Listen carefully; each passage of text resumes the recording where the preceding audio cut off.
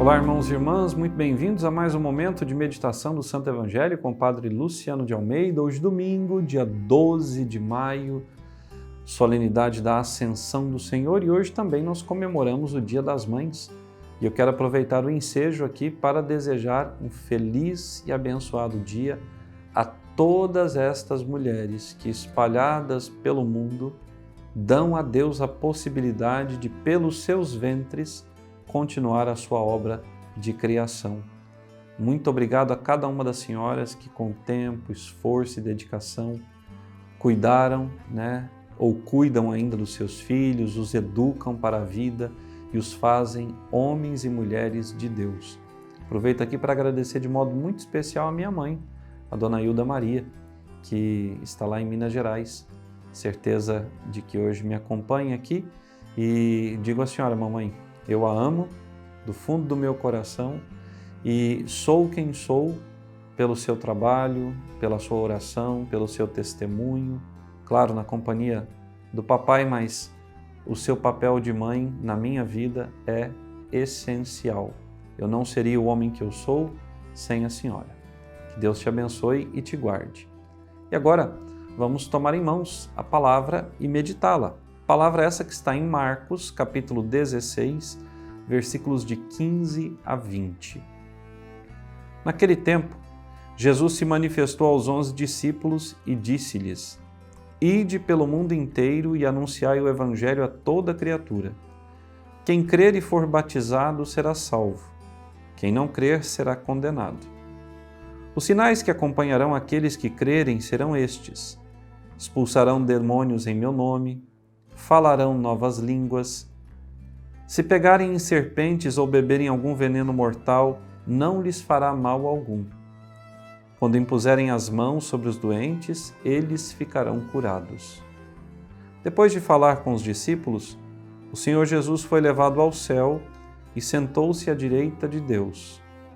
Os discípulos então saíram e pregaram por toda parte. O Senhor os ajudava e confirmava a sua palavra por meio dos sinais que a acompanhavam. Palavra da salvação, glória a vós, Senhor. Irmãos caríssimos, a oração da coleta que o sacerdote vai rezar hoje no início da Santa Missa, que você já participou ou vai participar ainda, nos diz o seguinte, que a ascensão do Senhor já é nossa vitória. Ou seja, Jesus, ao voltar para o céu, primeiramente ao vencer a morte pela sua ressurreição, Jesus, ao voltar para o céu, deixa escancaradas as portas do céu para nós. As portas do paraíso que haviam sido fechadas quando Adão e Eva foram dele expulsos, agora estão abertas e todos nós podemos passar por elas, se vivermos de fato uma fé autêntica e verdadeira em nome de Jesus. Jesus subiu aos céus, mas antes de subir aos céus, Jesus precisou descer ao inferno. E para quê? Para trazer consigo os homens e mulheres que estavam prisioneiros do inferno e levá-los consigo para o céu. Quando nós tomamos a iconografia oriental, nós vemos nas representações, nos ícones da ressurreição, que Jesus nunca sai só do túmulo. Atrás de Jesus sempre estão um casal, Adão e Eva, que representam toda a humanidade que até a ressurreição de Jesus era prisioneira da morte. Estas almas foram levadas para o céu. E a partir daí, só irá para a condenação aquele que livre e decididamente escolher não estar no caminho de Cristo, não crer no Cristo, não andar no trilho que o Cristo trilhou. Ora, Jesus está no céu, sentado à direita do Pai. Quando nós professamos a nossa fé, nós professamos isso, que o Senhor subiu aos céus, está sentado à direita do Pai e que um dia virá julgar os vivos e os mortos. Jesus foi, mas prometeu aos discípulos que voltaria. Nós vemos São Lucas, no livro dos Atos dos Apóstolos, na primeira leitura, que nos fala disso, que Jesus foi levado aos céus Ele que escreve a Teófilo. E quem é Teófilo? A palavra Teófilo, esse nome próprio, significa amigo de Deus.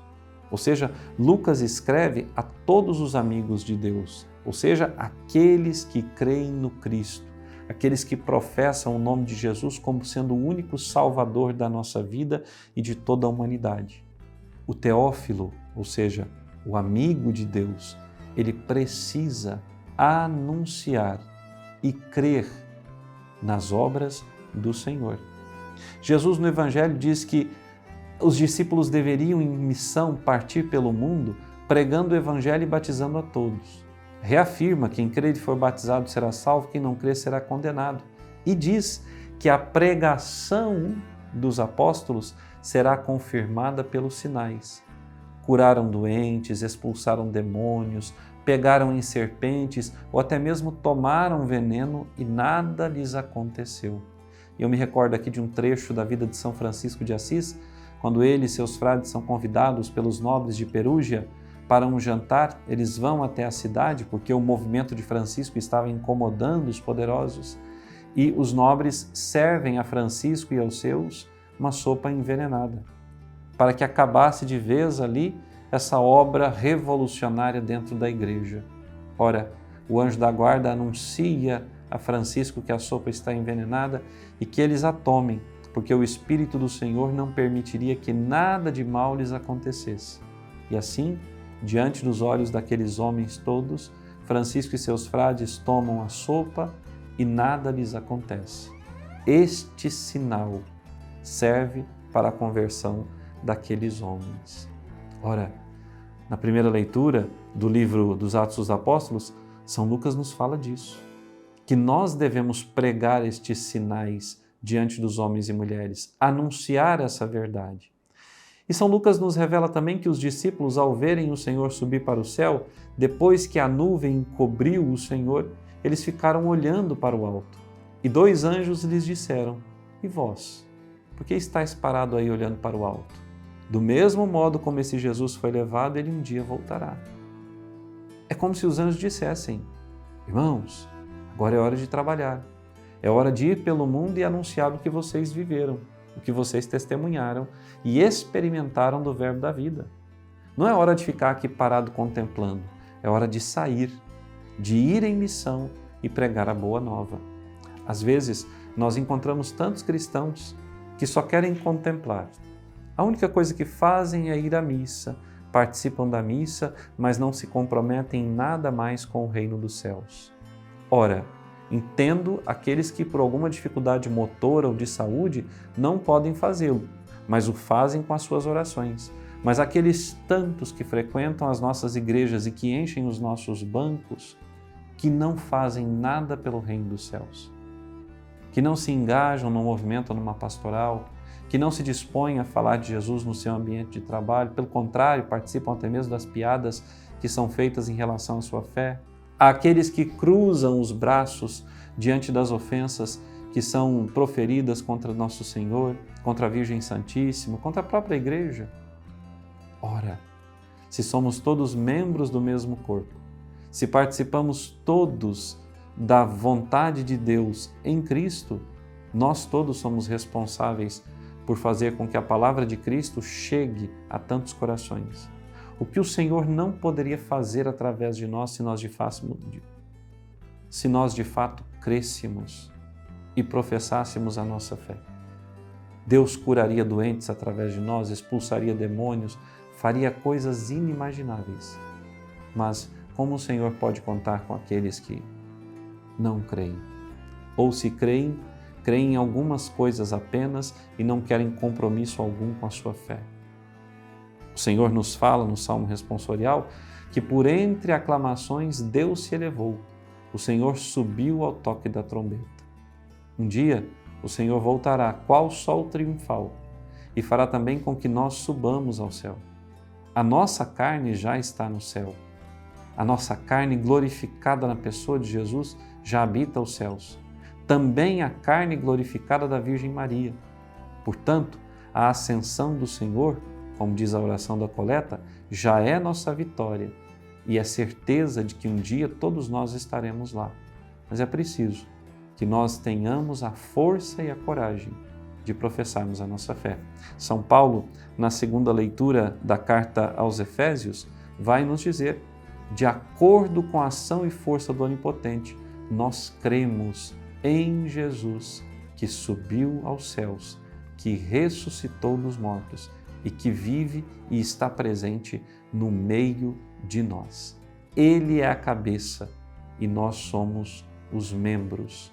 A igreja é o seu corpo.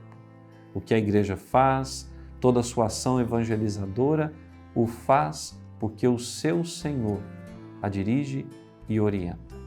Peçamos ao Senhor então hoje, nesse dia, essa graça de nós também não ficarmos parados olhando para o alto, esperando que o Senhor volte, mas já irmos fazendo acontecer aqui neste mundo o seu reino. Que ganhemos mais homens e mulheres para Deus. Que um dia, ao nos receber nas portas do céu, o Senhor diga: valente combatente, exímio trabalhador, entra para o repouso merecido e toma a coroa que o Senhor preparou para ti desde toda a eternidade. Obrigado pelo teu trabalho, vai nos dizer Jesus. Que o Senhor nos abençoe e até amanhã.